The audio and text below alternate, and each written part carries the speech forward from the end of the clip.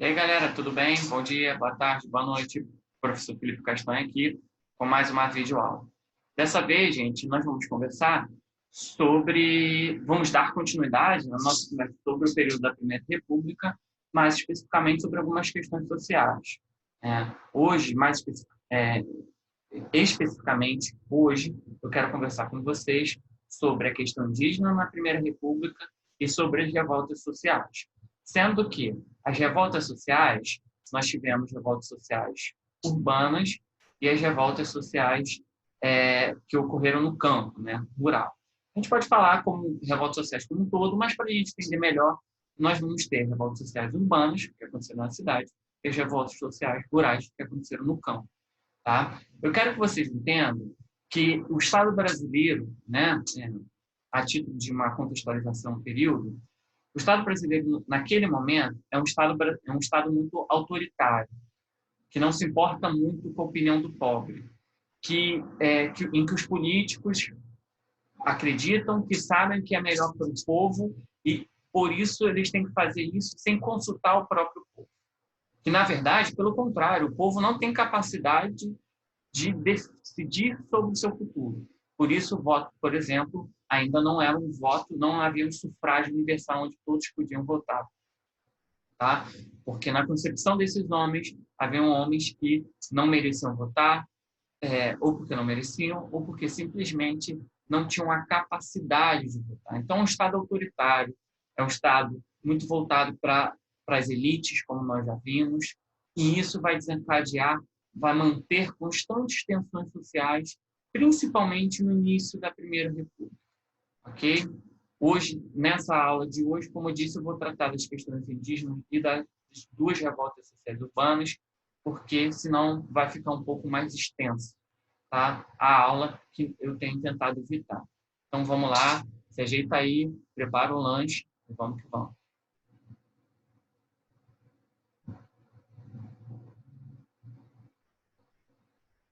Bom, a questão indígena, gente, eu gosto muito de conversar sobre ela, porque quando eu estudei, quando eu estava lá no ensino fundamental e até no ensino médio, ainda não era a questão indígena não era tratada com tanta relevância como é tratada hoje em dia no nosso currículo, tá? Da gente ter que conversar sobre isso, parar para refletir, pensar, enfim, estudar isso. A questão indígena, ela é importante não apenas para a gente entender um pouco sobre o que nós somos, mas a questão indígena, ela também é importante é, é, para que a gente compreenda nós mesmos, vamos colocar assim. Além da questão indígena cair, por exemplo, cada vez mais tem caído nas provas aí no mundo afora, né? No Enem, na prova da UERJ e por aí vai, é, a, os índios, né? Eles trazem para a gente muito do que nós somos. E aí isso é importante. Um historiador do século XIX dizia que o Brasil era feito de três rios. O rio do índio, o rio do africano e o rio do europeu. E a verdade é que a gente conhece muito do rio europeu, mas a gente pouco conhece do rio tanto africano quanto do indígena, que é algo que cada vez mais, felizmente, a história tem procurado consertar esse erro do passado e deixar a história menos eurocêntrica, tá? Ainda que falte muito para a gente chegar lá. Quando a gente fala da questão indígena, principalmente no caso específico dessa aula, é como o Estado vai tratar o índio. O Estado vai dizer que o índio não deve existir? O Estado vai tentar eliminar o índio? O Estado vai tutelar o índio? O Estado vai proteger a cultura do índio? O Estado vai proteger o índio, mas vai tentar acabar com essa cultura? É isso que é o que a gente tenta entender quando a gente fala de a questão indígena. E aí, a gente vai falar, o nosso foco aqui é a Primeira República. Tá? Então, para a gente entender muito rapidamente o que foi a questão indígena durante a Primeira República, tá? É preciso a gente entender, saber que durante o Império, tá? Durante o reinado no Brasil, tentou-se integrar o índio através da catequese. Ou seja, o índio não tinha que manter sua cultura, o índio não tinha que manter sua religião. O índio tem que ser civilizado de acordo com o padrão europeu e ele tem que passar por um processo de catequese. Não havia respeito à sua cultura, a cultura do índio. Tá? Pelo contrário, ele tinha que largar a sua cultura, passar a se vestir como um homem branco e ser convertido ao catolicismo, porque a sua religião não prestava, ela era pagã. Tá? A Constituição de 1891, a primeira Carta Constitucional da República, não previa, não falava nada sobre a questão indígena. Não dizia nada. Como a gente vai tratar os índios? Nada. Silenciava sobre isso. Tá? Isso significa, na verdade, ela silencia em falar isso, mas ela, ao mesmo tempo, ela nos diz muito. Simplesmente ela diz o seguinte: não é importante, então não está na lei. Tá? Só para vocês terem uma ideia. No entanto, haviam homens, haviam estudiosos que pregavam uma política de Estado para com o índio. Não ainda uma política de Estado, como a gente tem hoje em dia, de respeito, de não enxergar a cultura do índio como uma cultura inferior. Tá? Mas uma cultura de que, olha, o índio é um povo diferente, tá? Que realmente não é civilizado. Sua cultura é inferior, mas é uma cultura. É uma cultura diferente. E, inclusive, essa cultura, ela é uma cultura primitiva que ajuda a explicar como a humanidade chegou no que ela chega hoje. Eles enxergavam esse índio, esses estudiosos, né? Enxergavam esses índios, a cultura deles, como uma cultura que está aqui. Hoje, o homem branco europeu está aqui. Ou seja, o índio um dia vai chegar aqui. E o que era interessante para esses homens? Entender como nós fomos no passado. Porque na visão desses homens, tá, todo ser humano teria o mesmo destino, que seria uma civilização superior, que no caso para eles era, na época, a civilização europeia. Tá? E aí, isso vai ajudar a ver o índio já com uma outra forma. Não uma forma assim, vamos tentar converter esse índio para o catolicismo, vamos apagar a cultura dele. Não. No seguinte sentido, vamos tentar entender esse cara. A cultura dele é inferior, realmente. Não dá para a gente dialogar, ele tem que fazer o que a gente quer, mas a gente precisa entender. Vamos entender? Vamos. E aí começaram a tratar um índio como como eu posso dizer, como um órfão que precisa ser cuidado. Só que como um órfão, né, como uma criança, você diz o que ela tem que fazer, o que ela não deve fazer, como você vai criar. Né? Ou seja, não há respeito, né, nesse caso, àquilo que o índio desejava, a cultura do índio, a religião do índio. Eu trouxe aqui, só para a gente entender melhor, ainda que extrapole um pouco a Primeira República, a questão da cronologia, tá, de uma política pública do Estado brasileiro para com a questão indígena. Aqui, gente, eu esqueci de falar, o Rondon, o futuro Marechal Rondon, na época Tenente Coronel Rondon, tá? Ele foi importante porque ele é um desses homens que ele pregava que o índio precisava ser protegido, tutelado. Tá? Em 1910 foi criado o Serviço de Proteção ao Índio e Localização de Trabalhadores Nacionais. Em 1918, esse órgão ele vai se transformar em SPI. E aqui é importante porque isso é questão indígena na Primeira República, que é o que nós estamos estudando, principalmente. Tá? O SPI, gente, ele vai vir exatamente com essa ideia que eu acabei de dizer para vocês. O índio precisa ser tutelado. Se ele precisa ser tutelado, significa que eu digo aonde ele vai morar, o que vai acontecer, vem para cá, vai para lá. Ele determina. Ele precisa ser cuidado como se fosse um bebê que está amadurecendo, que está crescendo. Sua cultura é inferior. Ele precisa ser... a ideia ainda da catequese, né, de transformar esse índio num católico, era muito forte. Tá? O SPI e essa política de tutela vai permanecer durante um bom tempo. Mesmo depois de 1967, quando foi criada a FUNAI, Fundação Nacional do Índio. O Brasil, em 1967, está em plena ditadura, tá? Governos autoritários vão criar a FUNAI, mas a FUNAI, no princípio, ainda muito com essa ideia de que o índio precisa ser tutelado. Só em 1988, com a nova Constituição de Redemocratização do Brasil, é que a FUNAI vai deixar de ser um órgão de tutela e passa a ser um órgão de proteção da vida indígena. Vai demarcar terras, vai dizer que ali não que não houvesse demarcação de terras antes, mas ali vai ser, aquela terra vai ser estimulada a cultura indígena, a preservação do estilo de vida indígena, tá? Essa é a questão indígena na Primeira República e até um pouquinho depois. Falando das revoltas sociais, como eu disse para vocês, hoje nós vamos conversar sobre duas revoltas sociais urbanas, tá? E na próxima aula a gente finaliza tratando sobre as revoltas sociais rurais. Bom, nessa primeira revolta, vamos falar sobre a revolta da vacina. Oswaldo Cruz, gente, foi um importante cientista brasileiro, né? Ele estudou fora, estudou no Instituto Pasteur de Paris e foi diretor do Instituto Soroterápico. Esse instituto hoje é conhecido como Instituto Oswaldo Cruz, né? Para quem conhece, fica ali na Avenida Brasil, aqui no Rio de Janeiro, tá?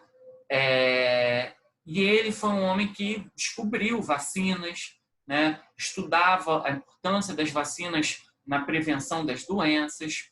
Só que era uma época, como eu disse para vocês, que o Estado e que o governo brasileiro ele é muito autoritário. E aí, quando ele determinava as coisas, não havia uma campanha para explicar o porquê era importante. Não. Dizia, olha, tem que tomar, pronto, acabou essa vacina. E é exatamente isso que vai acontecer. Ali naquele âmbito, né, das reformas urbanas, né, prefeito Pereira Passos, vai se instituir a vacinação obrigatória, tá, contra a varíola. A cidade do Rio de Janeiro ela sofria com inúmeras epidemias ao longo do ano, mas o verão era a pior época. Só para vocês terem uma ideia, quem era rico normalmente tinha uma casa fora da cidade, porque quando chegava o verão, essas pessoas saíam da cidade para fugir da epidemia, tá? E aí o governo decide instituir a vacinação obrigatória, né? Ou seja, você tem que tomar, não tem opção, não vou tomar. Você vai tomar a vacina, pronto, acabou, segundo o Estado brasileiro.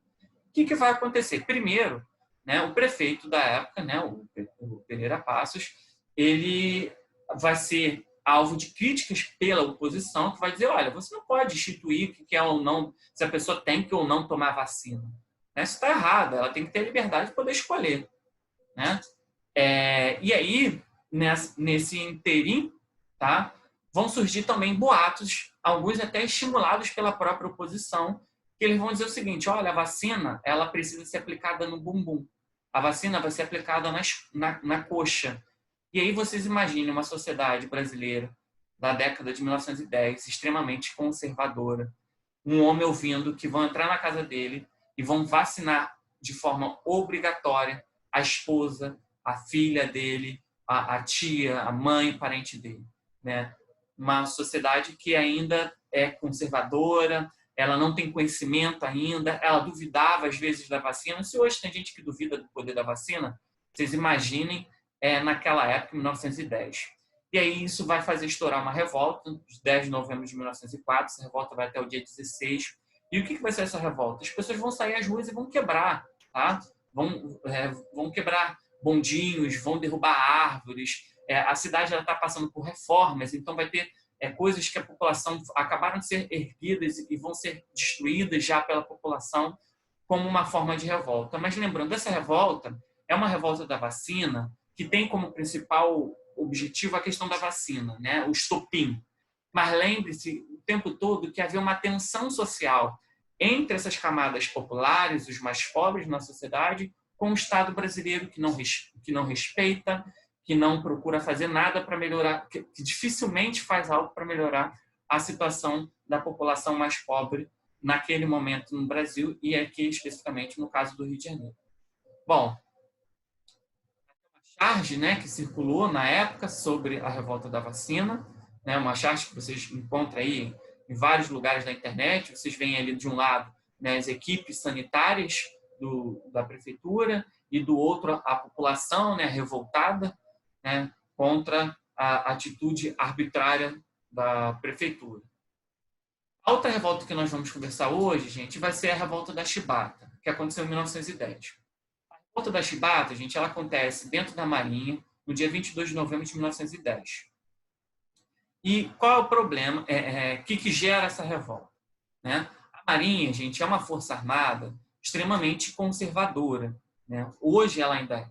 né? A gente tem, se a gente pudesse colocar em hierarquias, a gente pode talvez falar que a Marinha é uma das forças armadas mais conservadoras, depois vem o Exército e depois vem a Aeronáutica, tá? Ou primeiro Marinha, depois a Aeronáutica, depois o Exército. O Exército tem um contato muito grande com a população, com camadas populares, que acaba flexibilizando a ótica do Exército. Enfim, no caso aqui, a Marinha era extremamente conservadora e ela tinha um regulamento, um regimento antiquado, que pregava ainda punições com castigos físicos, como assim? Tipo assim, o cara roubou batata dentro do quartel. Se você fizer isso hoje, você vai ficar, sei lá, 30 dias preso dentro do quartel. Lá na época, além dos 30 dias presos que podia acontecer, você sofria castigo físico, como a chibatada. Qual era o problema? O castigo físico, ele era prescrito para os marinheiros, para aqueles os mais pobres, não era para os oficiais. E aí, quando esse castigo físico acontecia, principalmente para os marinheiros, acabava acometendo uma parte dessa população mais pobre, que normalmente era negra. E além de ser negra, muitos desses eram herdeiros, né? Pessoas que o pai tinha sido escravo, né? A escravidão tinha acabado recentemente, né? No ano de 1888. Então, o cara tinha um pai, que às vezes foi escravo. E a chibatada, né? A chibata era um castigo muito que lembrava muito, simbolizava muito a questão da escravidão. E aí, o estopim da revolta da chibata vai ser exatamente, tá? Vai ser exatamente um castigo que um marinheiro vai receber, né? Se eu não me engano, ele tinha que receber 250 chibatadas, uma coisa assim do tipo.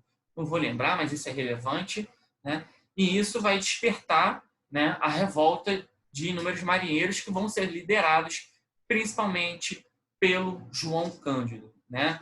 Francisco Dias e João Cândido. O João Cândido acaba ficando mais famoso, tá?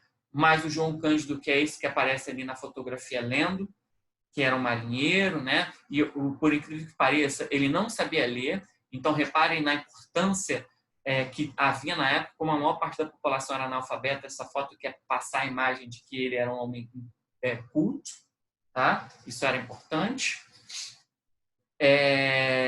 O João Cândido, que vai ser conhecido como Almirante Negro, nunca chegou ao almirantado, mas ele vai ser conhecido, apelidado dessa forma. E a revolta da chibata, ela vai ser contra o castigo e ela vai ter um efeito duplo.